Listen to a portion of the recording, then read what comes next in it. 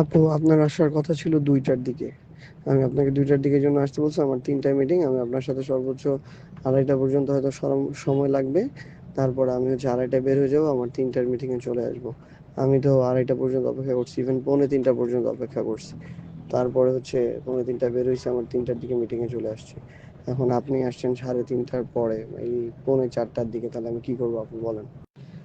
আপনি ওই যে বাংলা মোটর, ওই যে আমাদের যে বিল্ডিং রূপায়ণ টাওয়ার, ওইটার যে হচ্ছে টপ ফ্লোর, ওইখানে যে রেস্টুরেন্ট, ওইখানে বসে আপনি খাওয়া দাওয়া করেন আর কি, বা ওইখানে থাকতে পারেন। আমাদের মিটিং 5টা 5:30 পর্যন্ত চলবে। এরপরে